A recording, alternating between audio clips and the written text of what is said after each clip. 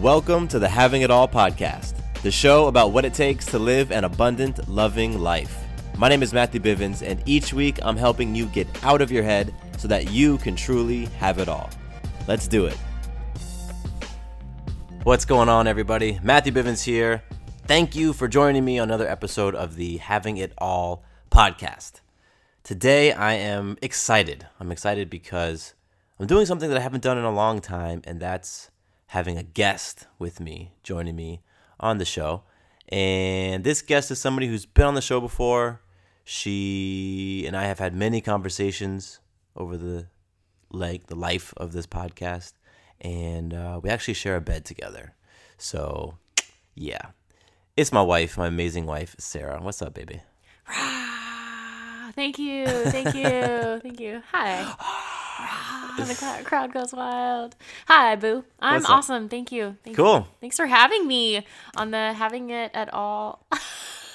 Having It All. You remember the name of the show, right? Having It All podcast. Ooh, it's been a long day. Thank you. I've always been a fan of the show, truly, just as a listener. There was a time when I was up to speed with you and had listened to every single episode. Yeah. I am not there currently, I have to say, with having a baby and everything else that's been going on in our lives. I have not listened to every single episode, but I'm sure. You made it through 40 or so? 30 or 40? A lot. They would be on my drive. Yeah. To and from training clients or things like that. And I'm not doing that as much anymore. So, I don't have my car trips by myself as much. It's no excuse. I know. All right. Well, I've got some homework to do tonight, so. Cool. Well, thank you for coming on again. And the reason why I brought you on is because what we want to talk about today is something that you are quite the expert of and about. And it was all inspired by yesterday. We were kind of hanging out. My mom had come over to the house for dinner, and on my mom's phone, well, I'll back up. My mom was present. Oh, man, I got to back up even further. So Sarah and I welcomed our baby girl, Maya, into the world through a home birth. We chose to do a home birth, and we actually made a podcast all about it called Doing It at Home. It's awesome. Yeah, it is. It's amazing. We co-host it. And so our home birth was beautiful. Maya was born right in our master bedroom. We had a small team of people there, one of whom was my mom. And my mom had her iPhone out, and she was all up in your business, filming, literally, yeah, she camera. was in the splash zone for sure. Yes, she was. But what was great about that is she got some amazing video of Maya coming out, literally right there coming out. And so we just got that footage off her phone yesterday. And so last night we were watching the videos, and holy crap. I mean, it was... There were tears. Oh, yeah. We were tears. both crying. And, yeah. And we'd watched other videos of our birth and seen other photos, but for whatever reason... This one got well, not it's for that whatever high reason. Quality iPhone. Yeah. I don't know what it is. It's that iPhone 6 quality. You get to see all the well fluids. done, Apple. But we were watching it, and I think afterwards I noticed just how powerful you were, how just strong and vocal and beautiful it was to see you in that state, in that space of, bringing Maya earthside, and you just did it in such an amazing way. And so we got to talking about some of the things that you had done to prep yourself for birth. Yeah. Because, you're very fit. You've been into fitness for many years. You ran track back in middle school and high school and continued that fit lifestyle. So that absolutely helped. So on the physical side of things, you had your fitness and yoga and breathing. You really were able to tap into your breath. But there were some other things that you had done to kind of really get yourself prepared mentally and get yourself prepared spiritually. And so I wanted to bring you on the show today to talk about those things, because I know a lot of you listening out there, you're very interested in how you can power up mentally, how you can power up spiritually, how you can become stronger and happier and more whole and more complete emotionally. And really, just like the thesis of this show is about having it all and experiencing life with abundance and love, and what you do in your work Sarah, it is you help people to really to have it all. And so, you're share real quick what it is that you do. Sure. Yes. So what I would call what I do is I'm a balanced lifestyle coach. That's my title. And what does that mean? So what that means is I work with people in the one-on-one capacity to help them tap into a greater sense of purpose and passion and balanced, healthy living. And sometimes those are buzzwords, and I get that, be the best you and live your most authentic life. And But you really grounded it. And yes, I believe I have. And that's because I've experienced it. And, Yeah. like you said, watching me give birth, I really look at that experience as finding my roar. And after having gone through that, I see how that's possible in other avenues. So everyone Yeah. isn't going to have a baby to experience that. Not everyone can have a baby to experience that. Yeah, I'm SOL. Right. You won't, if finding your roar is exclusive to birth, you'll be roarless. But there are other ways to tap into that, and how I believe truly for myself and for those that I work with and those that I hope to reach and inspire is through unleashing this part of yourself, this aspect of who you are that I like to call the humble badass. Yeah. And it's through that unleashing process, that I myself went through in the year-ish prior to having Maya. That time was integral in that experience of giving birth.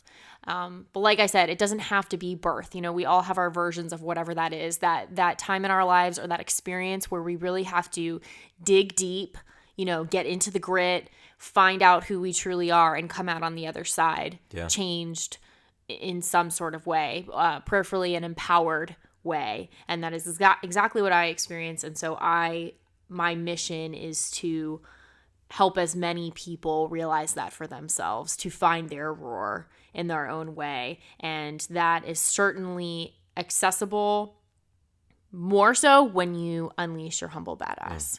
And humble badass, like I said, it's this integration, but I really look at it as the part of yourself that is fearless, bold, unapologetic, and yet authentic, thoughtful, kind, philanthropic, like all of those pieces. That's why, humble and badass, you don't really expect to see those two words together, but that's why it's so great.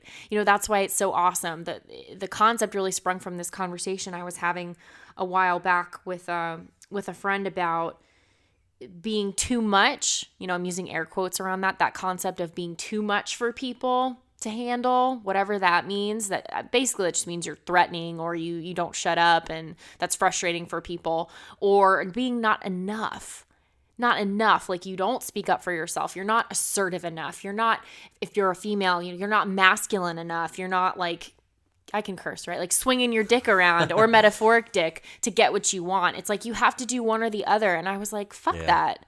That's stupid. Why do you have to be one or the other? Why can't you take beneficial aspects of both personas, blend them together, and then create a kick-ass life experience for yourself, and then inspire others to do the same? Yeah. That's key. I think it's not a waste, but I think it's a lot of lost potential if you just do it for yourself and then just sit in your own humble badass space. It's like, no, put it out there and show others what's possible. So that all of what you just said is why I wanted to bring you on, because again, we're watching the videos yesterday, and I've heard you with your clients. Like we live in the same house, so I'll be walking down the hall and I'll hear you on a call, and sometimes I'll just sit by the door and just listen to how you coach and the insights and the all the observations, and I'm like, damn, you rock it. So what I want to get to and what I want you to share is your framework. I want you to share your framework, those 8 things that people can tap into to really have a badass experience of life and to unleash that humble badass that they have within them. Yeah. So for the context of this sit down, of this show, it's basically 8 habits 8 Yeah. habits of a humble badass. And you want me to just share them and you can ask me a question or two, or what do you want to do? Yeah. I want you to start at the first one Okay. and just kind of go through because I guess there is an order. Yeah, I would say so. I think there's a progression because as you uncover and peel back the layers of the onion for each thing, like that's what makes it all the more relevant and poignant for yourself. Yeah. So first one is owning what you stand for. And by that, I mean understanding what you're about, what matters to you, and being cool with that and planting yourself firmly in this is what I believe in, or this is what matters most to me. Because when you don't really know what matters to you or what's important to you, you're kind of wandering around aimlessly. Or you're susceptible to just absorb and take on what somebody else is going to tell you is important. Absolutely. And what you're talking about is values, right? Right. Like you're talking about Yes, your core values. so you're talking about really understanding your core values. And yeah, I mean, it's so important to know what those are, to at least just put in some mental energy into figuring it out. Because like I was just saying, if you don't, you can just kind of wander around aimlessly. You can be wishy-washy. You can kind of flip-flop on things, or you can be highly susceptible to influence from other people, whether it's in a positive direction or negative direction. Yeah. I would say bare minimum, come up with 3 core values, 3 things that you know matter to you, whether it's love, health, abundance, wealth, just know what it is. And there's no judgment on any side of what it is, but being clear in it makes you a more effective person in your relationship building, your work. All of those things are a lot more effortless when you know what you're looking to experience in those things. Yeah, and here's a simple example. Let's say you're about to get into a business partnership or take on a new job or join a community group, right? And you're clear on what your values are. So it's important to you that this community group or this job or this partnership is going to be able to fulfill those aspects of those values. Yeah. Some of them, maybe they don't have to have the same exact top values as you, but you want, let's say that a sense of, what's a value? Community is Yeah, high that's a great priority one. for you, and health and family. And your new job is just from what you understand about it, you're not going to be able to experience a lot of family, and your health is going to take a hit.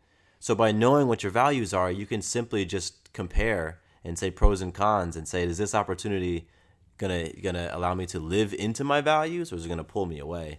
That to me is a very simple way for people to be able to put that into action. Yeah, and one more point on this habit, and we can move on, but it just kind of light bulb went off for me. You're familiar with the 5 love languages? Absolutely. I think understanding your values is like an extension of that. I think there's a language to your values, and that allows you to connect with other people more effectively, because you say you value love and I value love, it might look different to you than it looks to me. Yeah. So it's helpful to understand when you value love, what that means and how I can show up so that we can synergize, so to speak, on that value. Just like if you had a love language and I didn't know how to speak it, we'd have a difficult time of connecting and creating a fulfilling relationship. Yeah. So I think values are a more broad language to experience, because love language, typically you would just experience it with your partner, but value language is like across the board, everyone. Cool. And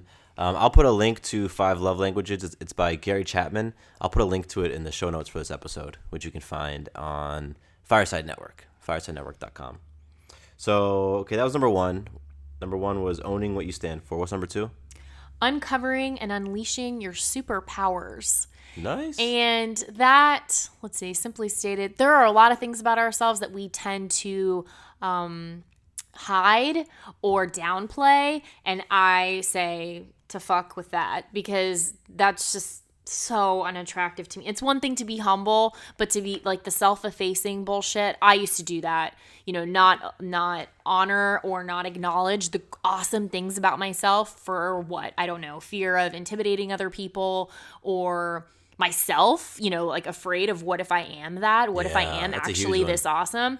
That is just we have to get rid of that. That is something that needs to be eradicated. It's like that Marianne Williamson quote. Yeah, our greatest fear is in our darkness, it's our light. It's that we are it. And that's that's a great point to this habit. It's just acknowledging the awesome things about you that make you so beautifully and uniquely you, and not being afraid of that. And I would love to see a new paradigm around talking about the great things about yourself, not as this boastful cry for attention type thing, but something that can inspire other people. It's how many times do you get like a little stab of judgment when you hear someone talking about their accomplishments or the great things that they do? Yeah. Like, we need to shift that so Yeah. that you can be like, yeah, that Be is inspired awesome. by it. And and then go do something, go make something of your own with it, rather than sit around and piss and moan at someone else doing something cool. So I can relate to that because I spent a lot of time, many years, comparing myself to other people, feeling jealousy and envy for people. Yeah. People that I never met or I never knew. It could be somebody that I might see on TV or in a movie or read about, or someone that I might pass on the street that I think is, whatever, handsome or fit or whatever it is. And when you are, what I understand and what I'm experiencing now is when you are clear about what your superpowers are, like when you're clear about what you're just talented, like what your gifts and your talents are, like what you're great at, then you can do what you just said, and that's embrace and celebrate other people's talents and gifts and other people's superpowers. But I really think that happens when you are owning your own, you embrace your own, and you're inspired by who you are being. Then you can become excited and inspired for other people, and then that's how I've experienced it. Yeah. And to touch on briefly what was the precipice for this conversation was talking about our birth. Yeah. For any of those out there wanting to have children or planning, or maybe you have already and you just a reflective process of that experience. Motherhood is an area where we really tend to downplay ourselves and be jealous of others and put other people down and judge the shit out of them. But it's like really owning my great qualities and the things I knew about myself, my gifts, my talents, and the things that I'm passionate about, the things that really light me up. Owning that and embracing all of that absolutely put me in a space to welcome motherhood. I mean, yes, they can say nothing really truly ever prepares you. Maybe you can subscribe to that belief. I feel that the things that I did absolutely put me in a place of being ready for that experience. Totally. So, I mean, so for the people who say something like that, I liken it to like I'm an NBA fan, right? And of course. And the finals are coming up, right? So let's say you got two teams who are going into the finals who've never been there before. They've never got a chance to play for a championship. So you're saying, how do you prepare for that? It's all the stuff that you did leading up to that, right? So all the things that you did, that we did leading up to become parents, is what helped prepare us to be parents. You know, it's the patience that we're able to employ now is a result of all the work on being patient with one another that we did before we ever got pregnant. Yeah. And so that's a little tangent, but that's what I have to say to people who say things like, you don't know, you've never been there, and right. It's something that you can't know until you experience it. It's like you can prepare. Yeah. All right. So number 2 was uncovering and unleashing your superpowers. So now let's go to number 3. Number 3 is contributing to the world around you. And a lot of that is taking a look at your environments. Environment is the largest influence that we have because there's so many different types of environments, right? There's the physical spaces you put yourself in. There's your internal environment, your thoughts, your emotions, your actions, your self-conversation. And then your relationships are little environments as well. They're all these little microcosms. And so taking a look at all of that and seeing, how do I currently contribute to those spaces? How do I show up? And how would I like to evolve that? And how would I like to be more in those areas? And I think that's really crucial to a humble badass because it lends itself to what I like to refer to as an abundance mentality. And when you're analyzing your environments and you're making sure they're as healthy as they can be to support you in being your best, healthiest, whatever you you look at everything as like a rising tide lifts all boats, Yeah. whatever that phrase is. How you said earlier, being jealous of other people or judgmental. You don't have to do that anymore, because if you're experiencing abundance or you're talking about the great things about yourself, that means it's just as possible for me. Absolutely. And that means I can tap into that too. It's not this like scarcity mine type of thing. It's everyone benefits. And that's a really great mindset to have, to go out into the world with. And it's a total sign of a humble badass, in my opinion. Yeah, and I like that you talked about the abundance. I mean, it's part of having it all, right? Abundant, loving life. Yeah, absolutely. Yeah. And that for me is another thing that I had to learn. I had to learn how to and practice adopting an abundant mindset and an abundant attitude towards things. And I think that can be challenging. Like so many. I just remember being supported in my scarcity. Yeah. Supported in my scarcity, and then when it was continuing to be encouraged, and I wasn't receiving any other perspective, then I became scarce in a whole, like, every area. Like, scarce in relationships. If I looked at somebody who was in a great relationship, I felt like, well, that's something off the market almost, so that I can't have it now because that person is in that relationship. And so I think that the abundance mentality is so key. And then with the environment, I mean, that simple phrase of you are the 5 people you hang around, like you are the environments that you put yourself in. Yeah. And so I love that part of your work is having people to really examine those things and look at how those environments are contributing to them or, taking away. Yeah. Totally. Cool. So that was number 3, contributing to the world around you. What's number 4? Find your North Star. And Ooh. yeah, doesn't that sound fun? Your North Star is the thing with which you use to measure up everything else in your life, basically. Is this aligning with where I want to be and where I want to be going, or not so much? And so, simply stated, you can find your North Star by creating a mission statement for your life. Yes. And I think the one other time I was on your show, that's what we talked about, mission statements, because Yeah, I think I it love was me some personal- mission statements. Yeah. I'll link to that episode too in the show notes. Cool. Yeah. So mission statement is just your stake in the ground of, this is who I am. This is what I'm about.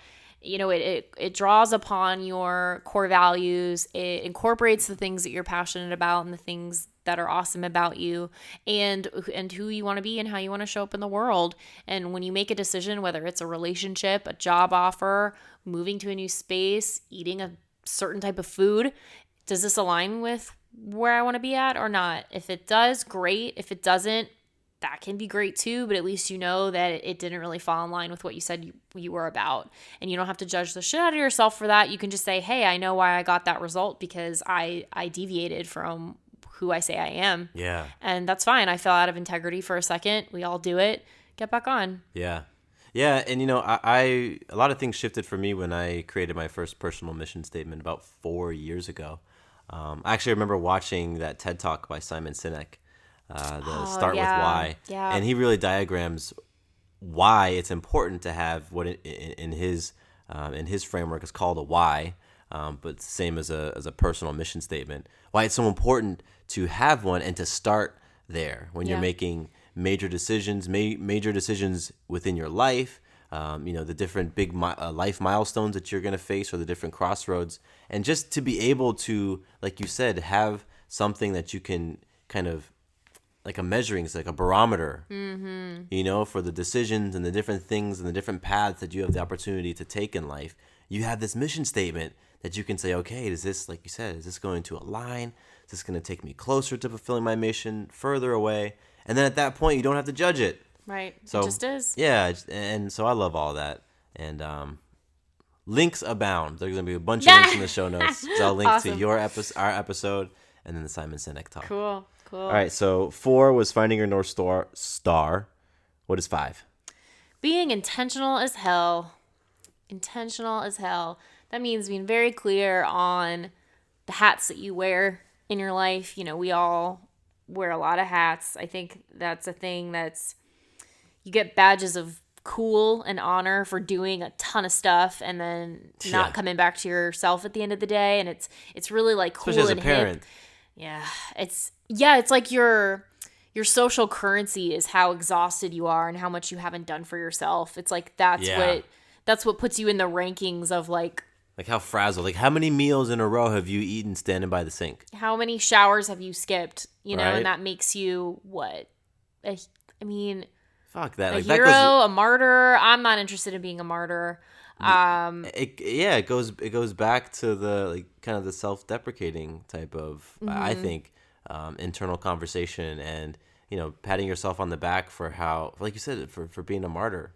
Yeah, and when you're intentional as hell, you can look at things as an experience, right? Something is an experience, and it's then how you relate to it that creates your emotional response. It creates your memory of whatever it is. So you could be going along like that, doing those things, and not relating to it like it's the worst thing in the world. And cool. I think then you're even more of an inspiration that you can be going through the shit and, smiling through it. And that's great. But the many hats thing, that's your roles, it's who you are. So being very clear on, I'm a mother, I'm an employee, I'm a manager, I'm a community member, I'm a daughter. Like, look at all of your roles and think about what they mean to you. And when you do that, you can create more of, I'm really big on the word integration. You can create more of an integration rather than having the roles fight against each other. And then the people who receive you in those roles aren't, vying for your energy, your time. It can just be a more healthier balance of it all. And when I also tie in goals in this being intentional as hell. So when you're intentional as hell, you're clear on what your roles are, and then you also have goals for them. You have goals for all of the roles you play in your life, and then where you want to see those roles evolve and move into. And that's very proactive thinking. It's, we're big on 7 habits of highly effective people, you and I, and it's proactive thinking. It's beginning with the end in mind. It's all of that juicy goodness. Awesome. All right, so that was being intentional as hell. That was number 5. Yeah. What's number 6? Turning fear into magic. So there's this thing that all emotions take their source in one of two parents. Like there's obviously a slew of emotions and feelings that we experience, but there's really 2 roots, love and fear. So if you're not coming from a love-based place, then it's fear. Mm-hmm. And I have I wouldn't say interesting. I have my own take on fear. A lot of people say like, fuck fear, defy fear, like punch fear in the face, and like, cool, you can do all of that. That's fine. I prefer to welcome fear in like an old friend and be like, thank you, I appreciate you. Now I'm going to do something different with what you've brought to me because I'm not interested in what you're selling, but I can do something else with it. Because the fear is important, on a primal animalistic level. Fear is necessary. Fear saves our lives. But it's like taking that, like where is this emotion that I'm feeling? Where's the thing that's making me believe I'm going to die? Okay, I'm not going to die. So let me shift it into something else. Because that's what fear is. It's just like, you're going to die. Or, the ego, we can all get into all that great stuff. But it's just transmuting that into magic. And magic is your ability to influence yourself in a powerful way, influence someone else in a powerful way, and then in turn shift the grand scheme of life. I truly believe that we can raise the energy, the consciousness of the world around us by being more attuned to magic, our ability to create it, and that comes from shifting fear to love.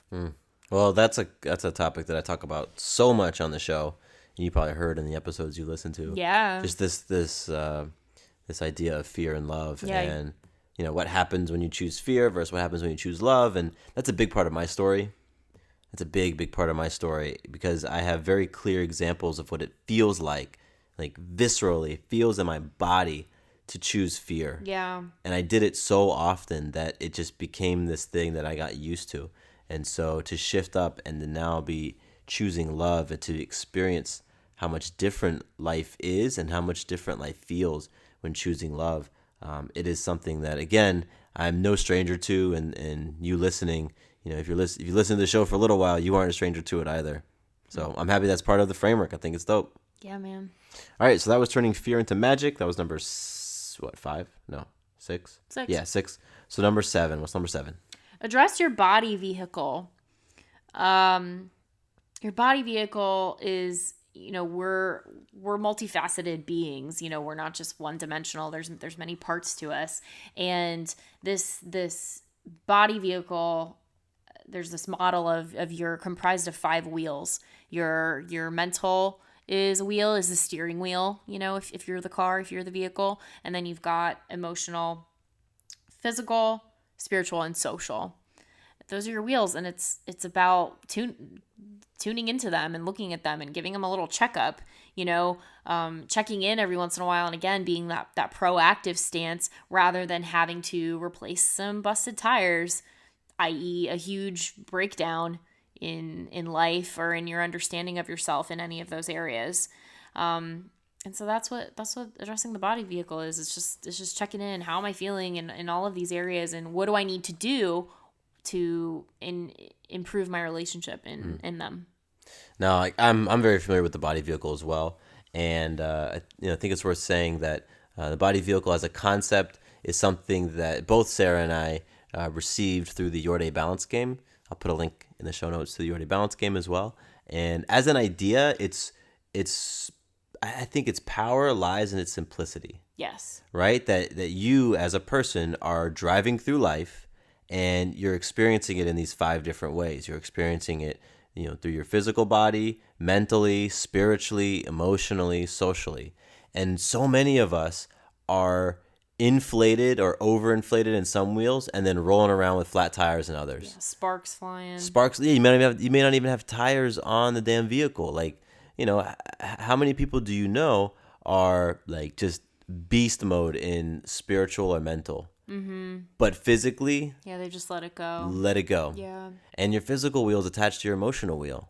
Yep. So when one of those goes, the other one's going to go with it. Or, how many people do you know are just physical badasses, right? Like they just get it. They're the gym rats and all that, but they have zero spirituality about them. They have, nothing to contribute mentally.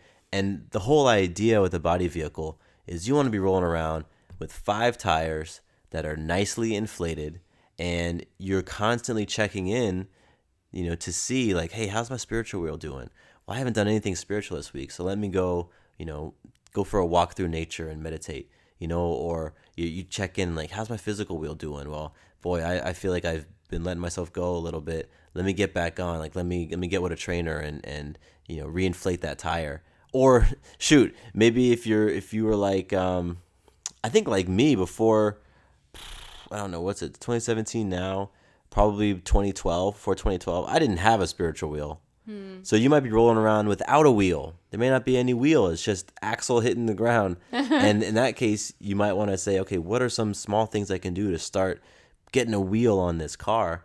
And it's such a simple yet powerful visual, this idea of you being a car with those wheels. And so that's why I love it.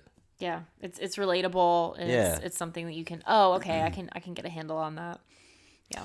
All right, cool. So that's body vehicle, number 7. And finally, the last one, number 8. Finding your balance in the midst of chaos. I can relate to that one as a parent, although life hasn't been chaotic. It depends if that's how you want to experience it. True. Well, I guess. Yeah, I don't experience my life as chaotic. No, it could be if I let it. Yeah, it could be. But the idea of finding balance in the midst of, maybe circumstances or rough nights or whatever is nice. Yeah. I would say chaos is the extreme. Like I just said, if that's how you experience, if you choose to experience it. But chaos, you can sub that out for, like you said, circumstance, because those things are going to pop up. One of the most consistent things there is change, and with change is going to come its own host of feelings, emotions, and all of that great stuff. But finding your balance is looking at, so this is like a habit within a habit. Finding your balance is about looking at your habits. Yeah. So one of the habits of a humble badass is to look at your habits and see how they are supporting you or not so much in your health and in your ability to find the peace in the face of shit hitting the fan, which you have talked about shit hitting the fan before on the show. Yes, I've had many shits on fans. A lot of shitty fans spinning around. But Yeah, this episode is not for young viewers.